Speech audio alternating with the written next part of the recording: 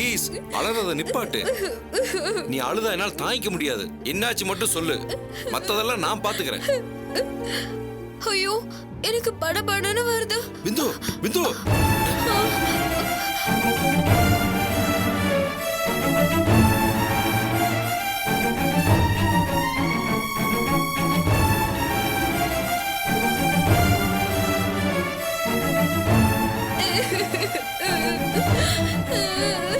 பிந்து, இந்த அந்த தண்ணியை குடி, குடிமா.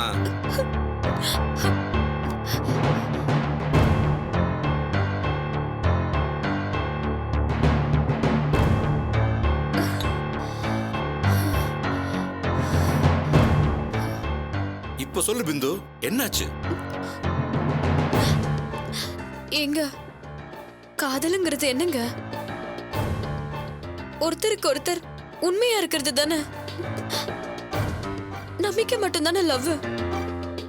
எப்போ அந்த நம்பிக்கையில சுடுதண்ணி ஊத்துறோமோ அப்பவே அந்த காதல் மேல மத்தவங்களுக்கு வெறுப்பு வரதானே செய்யும். டெஃபினெட்லி. காதலுங்கிறது வயசையோ வசதியோ பார்த்து வரதில்ல, நம்ம மனசை பார்த்து வரது இல்லையா? அப்சல்யூட்லி. அப்படிப்பட்ட காதலுக்கு துரோகம் பண்ணவங்களை சும்மா விட முடியுமா? அது வந்து இங்க பாருங்க, இப்ப நான் சொல்றேன், என் மனசுல எந்த ஆம்பளையும் வந்து போனதில்ல. நிஜமாவா? முதன்னு உங்களை தான் எனக்கு பிடிச்சது. எனக்கும் தான் பிடிச்சது. அது சொல்றதுக்கு நான் தயங்கினேன். ஏன்னா நீங்க கல்யாணம் ஆனவரு. அது ஒரு விபத்து. அப்புறம் தான் நான் உட்கார்ந்து யோசிச்சேன், உங்களுக்கு கல்யாணம் ஆயிடுச்சு அவ்வளவுதானே, அதுக்காக உங்க மேல நான் வச்சிருக்க லவ் பொய்ன்னு சொல்ல முடியுமா? சத்தியமா முடியாது. முதன்னு என் மனசுக்குள்ள வந்த உங்களை எந்த காரணத்தை கொண்டு என்னால விட்டு கொடுக்க முடியாது. விட்டு கொடுக்க கூடாது. நான் சாகுற வரைக்கும் உங்களுக்காகவே வாழணும்னு டிசைட் பண்ணிட்டேன். ஏன்னா என்னோட லவ் உண்மையானது. Keshava, really you are lucky மேன்டா. ஒரு முடிவு எடுத்துட்டா மாறக்கூடாது. நான் முடிவு எடுத்துட்டேன். உங்களுக்கு விசுவாசமா இருக்கணும்னு நினைக்கிறதா லவ். நல்ல முடிவு தான் எடுத்திருக்க. என்னையும் நீங்க நம்பணும், அதுதானே உண்மையான லவ். Of course. அப்படி நம்புற உங்களுக்கு நான் துரோகம் பண்ணா உங்களுக்கு எப்படி இருக்கும்? பிந்து, அப்படிதாங்க ஒண்ணு நடந்து போச்சு. அது கேட்டதுல இருந்து எனக்கு அப்படியே ஒரு மாதிரி ஆயிடுச்சு. என்னாச்சு? நான் ஹாஸ்டல்ல தங்கி இருக்கும் போது என் கூட இருந்த ஒரு ரூம்மேட், சின்ன பொண்ணுங்க, இப்பதான் படிச்சு முடிச்சிட்டு வேலைக்குன்னு வந்தா. அவளுக்கு எந்த ஊரு? அவளுக்கு சொந்த ஊரு நாகர்கோயில் பக்கம். இங்க வந்து தங்கி இருந்தப்போ என்ன அவ கூட பிறந்த அக்காவா நினைச்சா. இங்க ஒரு பையன் அவளை மைக்கி லவ் பண்றேன்னு சொல்லிட்டு இருந்தான். என்கிட்ட மட்டும்தான் அவ அது சொன்னா. அந்த பையனை எனக்கு இன்ட்ரோடியூஸ் பண்ணா. பார்த்து பத்திரமா இருடின்னு சொன்ன. 2 தடவை அபார்ஷன் பண்ணா. எனக்கே ரொம்ப கஷ்டமாயிடுச்சு. இப்ப பார்த்தா அந்த பையன் ஏற்கனவே கல்யாணமானவன். விஷயம் தெரிஞ்சு அந்த பொண்ணு தூக்க மாத்திரையை சாப்பிட்டா. இப்போ அவ கோமா ஸ்டேஜ்ல இருக்கா. அவங்க அம்மா அப்பா வந்து அவளை சொந்த ஊருக்கே தூக்கிட்டு போயிட்டாங்களா. அவ பொழைக்கிறதே கஷ்டம்னு பேசிக்கிறாங்க. உண்மையான காதலுக்கு இதுதான் முடிவா? காதல மதிக்கிற நானும் நீங்களும் இதை ஏத்துப்போமா? சத்தியமா ஏத்துக்க முடியாது பிந்து. அப்போ இது மாதிரி துரோகிங்களை எப்படி தண்டிக்கிறது? அவனை நான் பிடிச்சு உள்ள போடுறேன். உங்க சட்டத்தை பத்தி நல்லா தெரிஞ்சு வச்சுக்கிட்டுதான் அவ எந்த ஆதாரத்தையும் வச்சுக்கல. அவனை எப்படி அரெஸ்ட் பண்ணுவீங்க? சட்டத்துக்கு இன்னொரு முகம் இருக்கு பிந்து. இப்படிதான் சொல்லுவீங்க.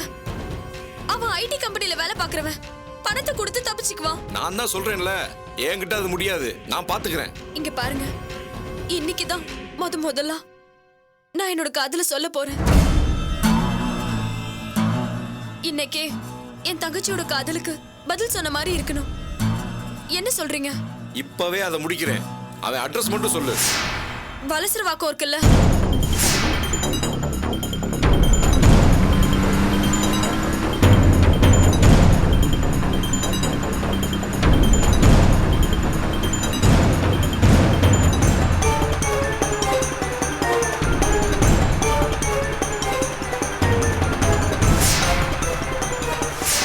பஞ்சாயத்து போர்டு ஆபீஸ் பக்கத்துல சந்தில திரும்பினா லெஃப்ட் போயா.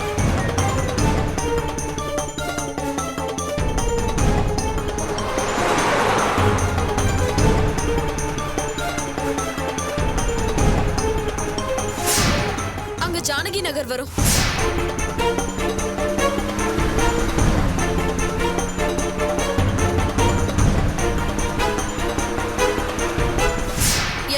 நம்பர் வீடு, பேர் பிரபு.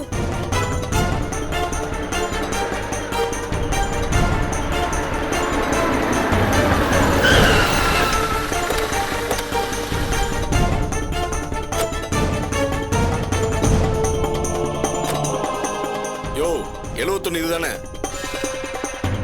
ஆமா சார். வாங்க.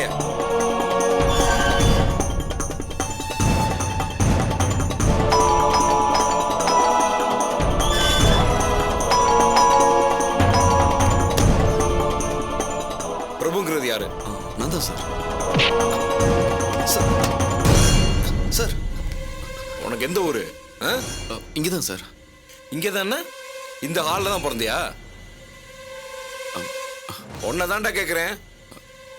குன்றத்தூர் சார். ஆமா, மாவோயிஸ்டுக்கும் உனக்கு என்ன சம்பந்தம்? நீங்க கேட்கறது புரியல சார். ஸ்ட்ரைட்டா கேட்டா உனக்கு புரியுமா?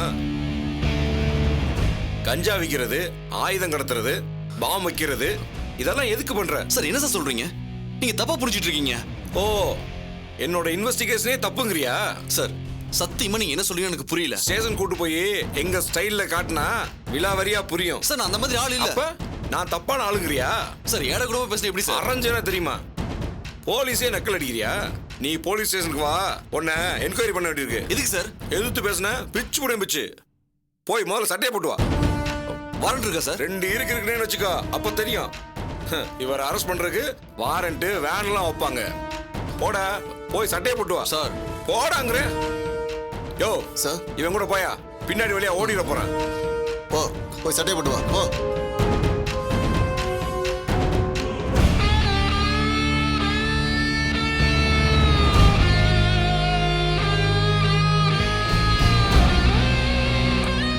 யோ கான்சு, சொல்லுங்க சார்.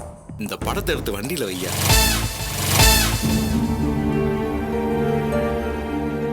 சார் நான் எங்க ஹெச்ஆருக்கு ஒரு கால் பண்ணா. தாராளமா பண்ணலாமே. மொபைல் வச்சிருக்கியா? இருக்கு சார். பேசு. சார் சார் சார் சார் கொடுங்க சார். ஏன் சார் இப்படி பண்றீங்க? இதுக்கு மேல ஏதாவது பேசுன பல்ல பேத்துருவேன். அமைதியா வாடா. யோ கான்ஸ்டபிள், இவனை பிடிச்சு கொண்டு வாயா.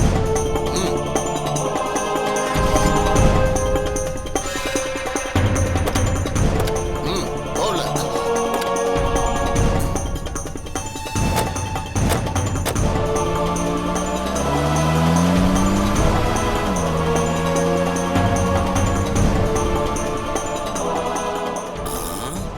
இவனை எதுக்கு போலீஸ் பிடிச்சிட்டு போறாங்க?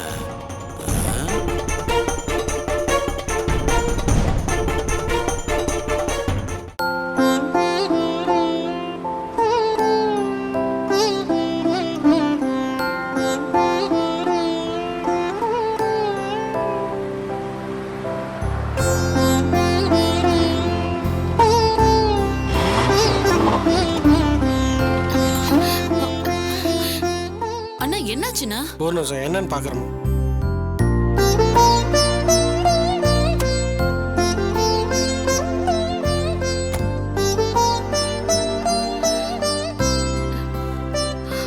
வாங்க வெளியே நிக்கலாம். சரி.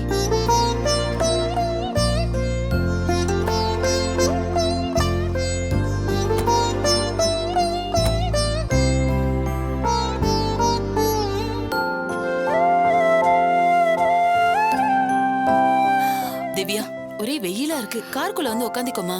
இல்ல நீ கொஞ்ச நேரம் பாப்போம், இல்லனா கால் டாக்ஸி பிடிச்சு.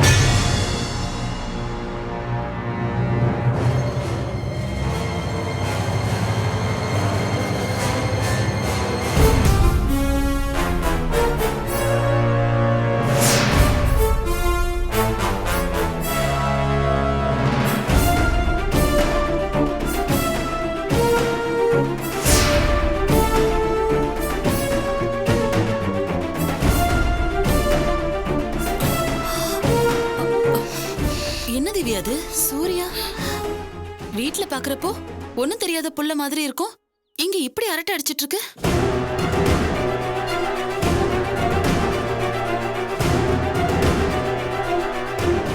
பா, யாரையுமே நம்ப கூடாது திவ்யா. அண்ணி உங்க போனை கொடுங்க.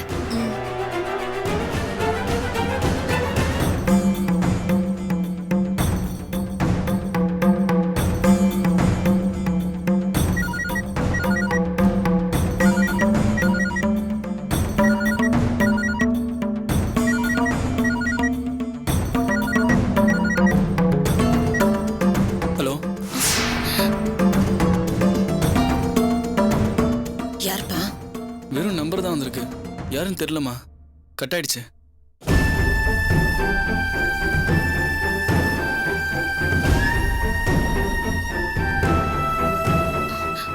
போனை அவர் எடுத்தாரு, அதான் கட் பண்ணிட்டேன். நீங்க போனை டயல் பண்ணுங்க. அத்தை எடுத்தாங்கன்னா என்கிட்ட கொடுங்க.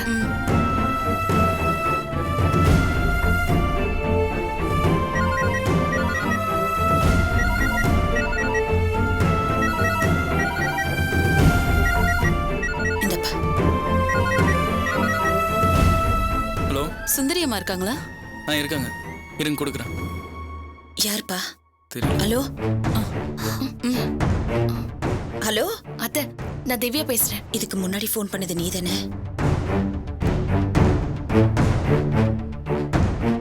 என்னம்மா இது? ஏன் இப்படி இருக்க? நடராஜ் கிட்ட போன்ல கூட பேச மாட்டேனா? என்னம்மா அப்படி கோவம்? இத்தனை நாளா என்னமோ உங்க அம்மா சொல்லிதான் இப்படி எல்லாம் பண்றேன்னு பார்த்தா நீயே இப்படி எல்லாம் பண்றேனா? தப்புமா. புருஷன் மேல இந்த அளவுக்கு வஞ்சம் வைக்கிறதுக்கு என்ன இருக்கு? அத்தை, கொஞ்சம் இருங்க. நீங்க பாட்டுக்கு ஏதாவது பேசாதீங்க. உங்க புள்ள போனை எடுத்தப்போ நான் பேசலதான். பேசினா உங்க புள்ள ஒழுங்கா பேசுவாரா? எங்க ஒழுங்கா பேசுவார்னு சொல்லுங்க பார்க்கலாம். ஏதாவது தேவையில்லாம சண்டை போடுவாரு, அதான் நான் கட் பண்ணிட்டேன். நான் எதுக்கு போன் பண்ணேன்னு முதல்ல கேளுங்க. இங்க நான் ஹாஸ்பிட்டலுக்கு செக்அப் போயிட்டு வரும்போது சூர்யாவை பார்த்தேன். யாரோ பசங்க பொண்ணுங்களோட சேர்ந்து அரட்டை அடிச்சுக்கிட்டு இருக்கா. அதுக்கு தான் போன் பண்ணி சொல்லலான்னு கூப்பிட்டேன். பரவாயில்லையே, நாத்தனார் மேல அக்கறை வச்சிருக்கே. அது வரைக்கும் சந்தோஷம். இவ்வளவு பிரச்சனைகளுக்கு மத்தியில என் குடும்பம்னு நினைச்சுதானே நீ போன் பண்ண. ரொம்ப சந்தோஷமா. சூர்யா இப்பதான் போன் பண்ணி படிக்கிற பசங்களோட வெளியில போறேன்னு சொல்லிட்டு தான் போறா. டேய், ஏய், என்ன சூர்யா பத்தி கம்ப்ளைண்ட் பண்றியா? அவளை பத்தி எங்களுக்கு தெரியும். நீ கம்ப்ளைண்ட் பண்ற அளவுக்குலாம் அவ தப்பு பண்ண மாட்டா. இப்ப நீ தப்பு பண்ணிட்டு இருக்கிய, அதை யார்கிட்ட போய் கம்ப்ளைண்ட் பண்றது? தப்பாவே பண்ணிட்டு இருக்க உங்க அம்மா கிட்டயா? போய் ஒழுங்கா வேலையை பாரு. போ, போன வேடி.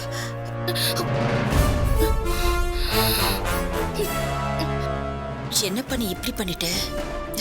மா சும்மா இருங்கம்மா. இப்ப பார்த்தா நான் அவளுக்கு சப்போர்ட் பண்ணுறேன்.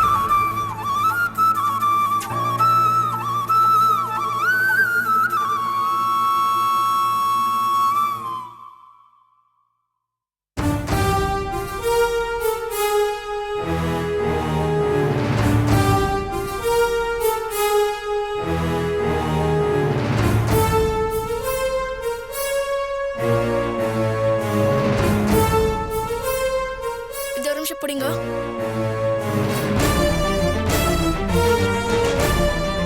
வண்டி ரெடி ஆச்சுமா, வாங்க போலாம். போலாம் திவ்யா. அண்ணி, அண்ணி, அண்ணி, சீக்கிரம் கார் எடுங்க. போங்க. அண்ணி, அண்ணி.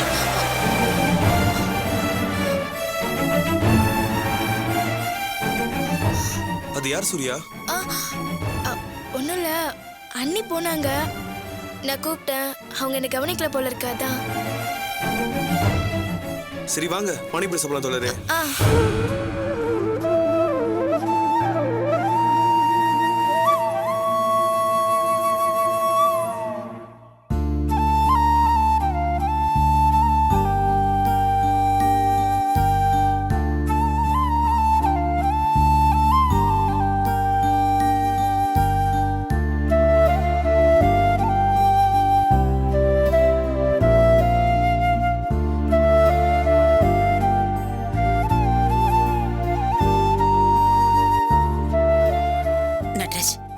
இந்த பக்காப்பி.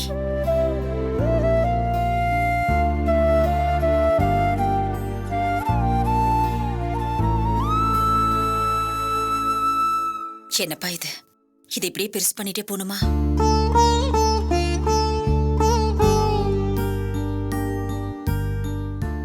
திவ்யா நல்ல பொண்ணுப்பா.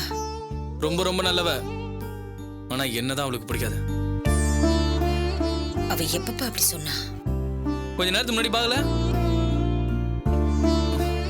என்கிட்ட போன்ல பேசுறது கூட அவளுக்கு பிடிக்கல.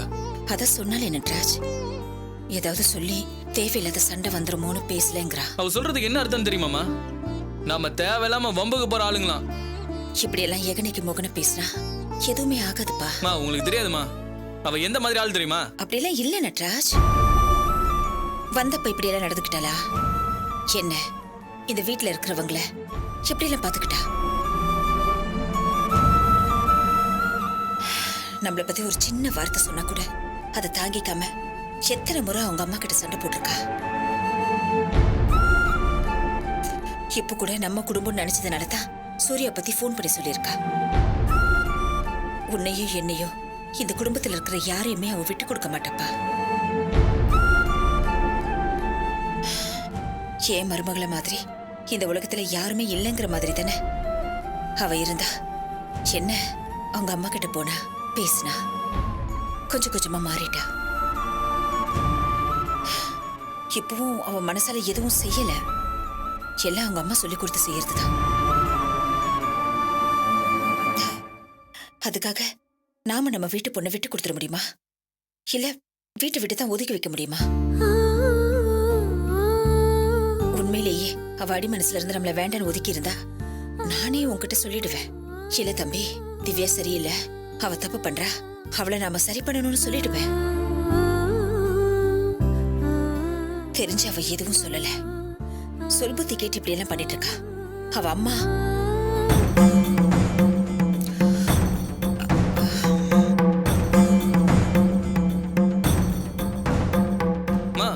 சொல்லுங்கம்மா, வாம்மா சொல்லுங்க.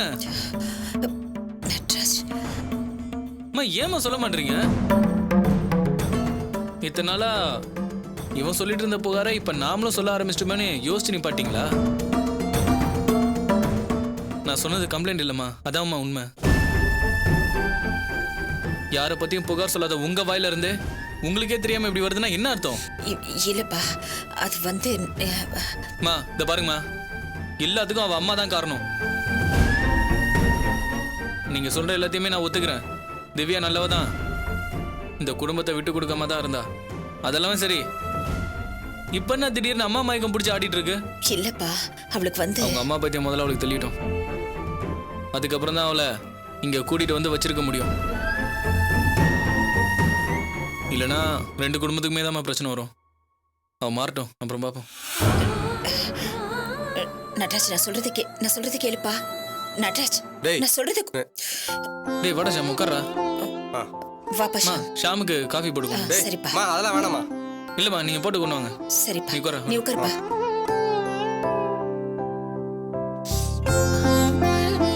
வாப்பா ஷாம். பாட்டி நல்லா இருக்கியா? நல்லா இருக்கேன் பாட்டி. ராஜி நல்லா இருக்காளா? ஷாம், இந்த டயக்ராம் பத்தி ஏதோ பேசணும்னு சொன்ன. அதை பத்தி டிஸ்கஸ் பண்ணலாம் தான் எடுத்துட்டு வந்தேன். டேய் ஒரு நிமிஷம்டா, நீ பாடிக்கிட்டு பேசிட்டு நான் வந்துடுறேன். என்னய்யா இதெல்லாம்? டயக்ராம் பாட்டி. அது என்ன கிராமம் ஐயா? சரி, இவங்க 2 பேருமா சேர்ந்து தொழில் ஆரம்பிச்சிருக்கீங்க. எல்லாம் நல்லபடியா நடக்கணும்ப்பா. கண்டிப்பா நடக்கும் பாட்டி. ஷாமுக்கு முன்னாடி திவ்யாவை பத்தி எதுவும் பேச வேண்டாம். பிரச்சனை நடந்திருக்குன்னு தெரிஞ்சா அவன் ரொம்ப ஃபீல் பண்ணுவான். சரிங்களா?